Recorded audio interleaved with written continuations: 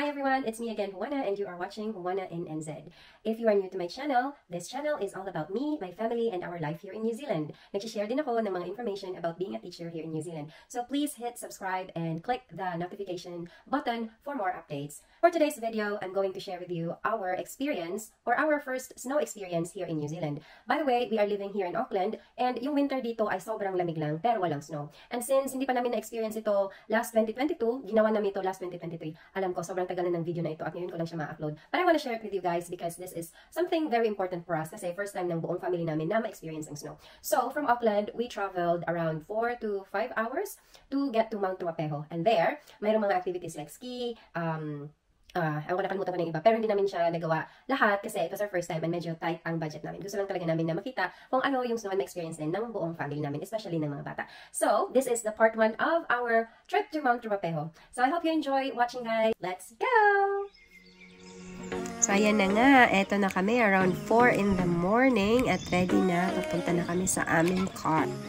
At we always make sure na bago kami mag-long drive, nagpe-pray muna kami at nag-a-ask ng guidance sa ating Lord God para maging happy lang at safe ang aming magiging biyahe.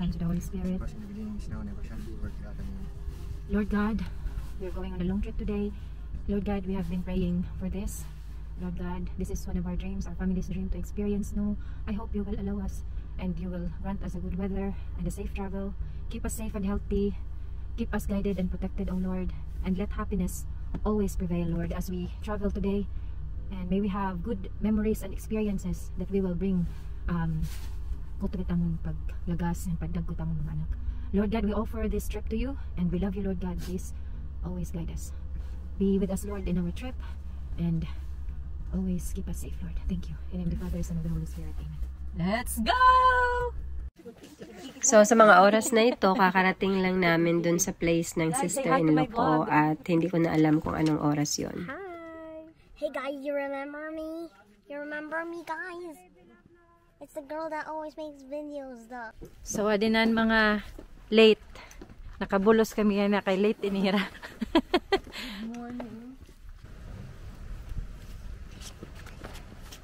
So, stop over at McDo. Una na si Mang Ben. Why does it keep rubbing me?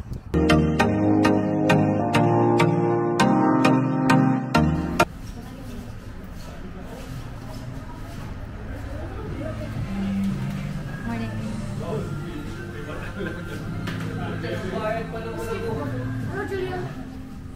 Nag-order na ako. Happy birthday, Julia!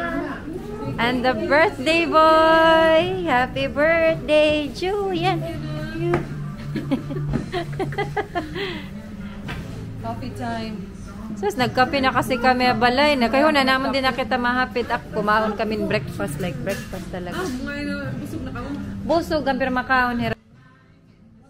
So, hinahanap ko na naman dito yung toilet kasi alam mo naman, hindi kompleto yung biyahe pag hindi tayo naiihi.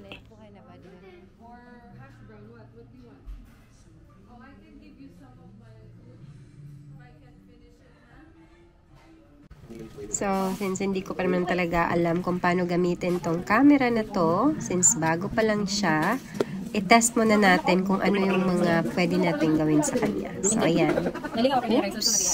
Tadaan! Guys, kids, kiddos. Dali na. Wadi ako.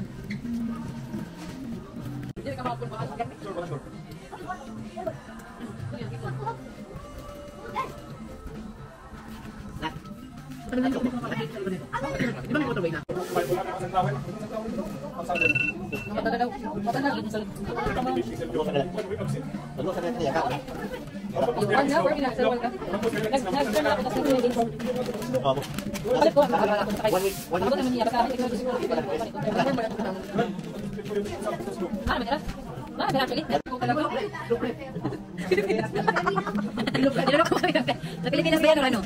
So, pinatawa nila sa sarili nyo kasi parang ano ba ito galing ba tayo? Ako may sabihin ba tayo? Hindi wala kami prepared. Tapos, ano parang nang suot na sa kasa? Hindi kayo nag-enjoy. Wala na rin ba sa amin? First time nyo yun. The next time. Hindi nakakapagod yung 4 hours. Ako wala pa yung express mo basa. Yung pagod yung pagod. Hindi, nakakamalaki sa paro sa amin. Bilis na lang kung nag-drive ka. Wala ba tayong paro naman? Pagdating mo sa bahay, pwede nang kaptalin kasi ano lang. Marinate sila. So, means to say mag-express sila Joy kasi may nag-advise. Ayaw, syempre sa atin. Tapos yan, magsusot na kami ng hanggang ugigi. Ito yung gloves. Kaya mo na rin ang gloves. Oo, pwede. Pwede ba Mabasahin yan. Hindi kasi hindi naman hawakan yung Hindi kasi hawak yung instructions mo. bring the carrots. Hindi ka Alam mo, mabasa. una ka na Kasi, lagyan ka ng gloves ng pangtrabaho ko. Gloves ng pangtrabaho ng pang-clinical. Mabasa ka yun. Hindi ka nabasa ng tubig. Wala kang idea. Hawak ako ng ice. Hiramit ko yun sa'yo. Yung Google Google sa ganun. Wala akong ganun. Salita na lang. At pagkatapos nga namin mag-breakfast at magkwentuhan sa McDo, balik na ulit kami sa car para magbiyahe na naman uli. Siguro mga nasa 3 or 2.5 hours na biyahe pa yata from here hanggang makarating kami doon sa Mount Ruapeho. At sa sobrang haba nga ng aming lalakbayin, ng aming biyahe, kailangan namin aliwin ang aming mga sarili. Buti nga at kasama namin si Mang Ben at meron kaming kakwentuhan at kakulitan sa sasakyan. Do you have your seatbelt? Yes. Sige, Mang Okay. Ben. Mag-captain ka na. This is your captain. We are going now to Mount Where are Ruapeho Ski Village. Okay. And we're prepared. Overdress. Okay.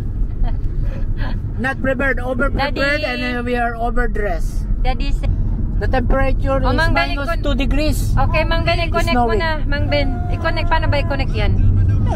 May hanapin mo yung ano nito, yung ano nito. Teka. Bluetooth XCD. Hindi siya. Hold it for me. Hello. May pan-charge ako niyan pag Teka lang. Magka-carpool. What the hell? Let's look. Oh, you go. Look at the houses. Oh my god. I love Madame. Ano bang pangalan nito? Ito, XD. XCD? Oh, XCD. Kung pumasok dyan, pasok. XCD. Bella ko yung stereo. Those are speakers. Yan ang microphone kasi. What the? Ayaw niya din yung malaki stereo ganyan. Ang alam mo, mas maganda yung kinita lang kay Kuya, maliit lang. Kinata lang ako Ba't binigyan. ayaw? Hindi ko binigyan yung malaki. Kanina yan sa'yo? Yung ano? Malaki? Hindi, Alvin. Mom, you forgot to bring the microphone. Di Ay, malaki yun. No, not Para that. sa mga Di nga ni. lakwa-lakwa dyan lang. It's a birch forest. Ba't ayaw? Oh, come on. Ano naman, yung stereo It is? kasi maliit yung binog. Huh? Pero walang marok yun. I know. Camman wouldn't like this. Cam, not Camman. I know. I said Camman. 4 hours of drive to straight. I said Camman. Mom, look. Look. Isha, pass me. Can you please pass it? Whoa. Guys, you have to see this. How do I flip the camera? Kanta mo. Look at that forest. Wait, can you guys see it? Never mind. Oh, you see it in the distance? You see it in in the distance? It's right there. Oh, what are those? Ay, baka wala signal dito. Oh, look at that one. That looks like a dinosaur that lives Hindi there. naman kailangan ng signal ng Bluetooth. Sige, mamaya na lang. I'm gonna stick this out the window. Nakuha mo yung CXD. It's not safe. Gintanggal ko na nga tanan. Yan na lang kay malilipong ako. Tignan ko sa akin, ha? Sige, sa'yo na lang. I love my domino, guys. Look at the cows over there, the black one. The black ones. I'm serious. They're black cows. All of them. Why? You have to make me say it. Pero alam nyo ba mga guys, kahit sa sobrang haba ng biyahe at kahit matagal na kaming nakaupo dyan, hindi siya masyadong nakakapagod kasi busog naman yung mga mata mo sa napakagagandang tanawin na nadadaanan namin. Kahit nga yung mga anak ko na hindi sila masyadong gising sa tuwing nagbabiyahe kami, Ewan ko lang ngayon kasi excited sila na makakita ng snow kaya gising sila. Pero grabe, hindi sila nakatulog din at saka tingin sila ng tingin sa labas. I mean sa view. Kasi nga maganda yung mga nakikita nilang tanawin. At may nasabi pa nga si Gab dito na parang gusto niyang tumira dito sa bandang ito ng New Zealand. Kasi nga sobrang naghandaan siya sa place. At hindi rin naman ako magtataka kung magugustuhan niya kasi napakaganda at parang tahimik naman talaga sa bandang ito ng New Zealand.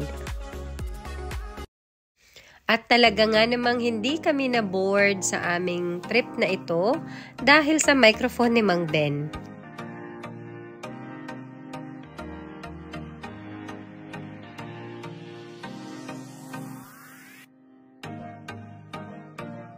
Pero alam nyo guys, yung isa kong napansin dito ay hindi talaga natulog masyado yung mga bata. Usually kasi pag naglo-long drive kami, kahit nga hindi siya long drive, mabilis silang makatulog. Siguro nga ay sobrang excited ng dalawang to kasi first time nga naman nila makaka-experience or makakakita ng snow. Kaya naman, pati ako ay nai-excite din para sa kanila. Kasi syempre, diba, nung bata pa tayo, pangarap natin makakita ng snow. Dahil sa TV or sa movies lang naman natin nakikita to. Kaya naman, sobrang grateful ako sa blessing na ito na mapa-experience sa mga anak namin ang ganitong makakita ng snow habang bata pa sila. The wheels on the bus go roundy, roundy, roundy, roundy, roundy, roundy. Around. Wait. Let me think on something. She saw seashores by the seashore. She saw seashores by the seashore. She saw seashores by the seashore. I don't even know what I'm saying. The end. The end. Okay, do you know what's the longest word in the world? No. The longest word in the world. No. It's supercalifragilisticexpialidocious. What does it mean? Nothing. Exactly. Why is it in the dictionary? It has no meaning. It has a meaning. It means nothing. No. Well, nothing is nothing. Nothing. Meaning is nothing. Zero like nothing, is nothing. nothing. Mom, that doesn't make any sense. Like zero. It does. That doesn't.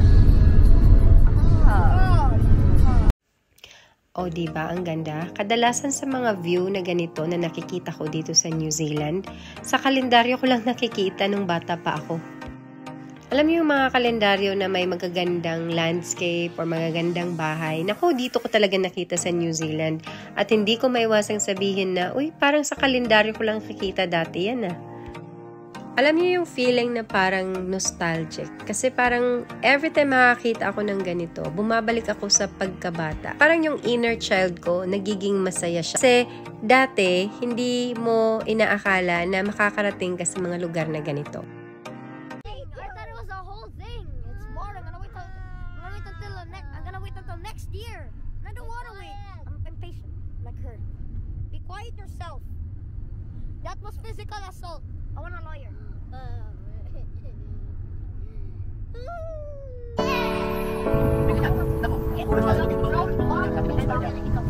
been annoying me for years already, and I'm still fine, and I'm not fine with it. It's physical assault. I mean, it's assault. Assault. That's assault.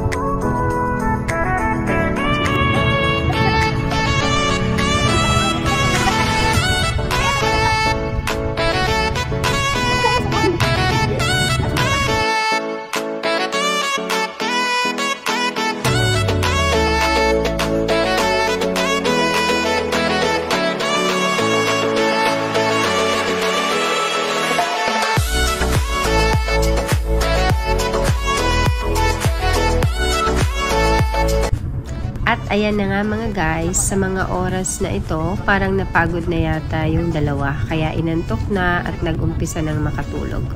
So guys, patapos na ang part 1 ng aming trip to Mount Ruapeho. Thank you so much for watching. At abangan nyo po ang part 2 ng aming trip to Mount Ruapeho. See you!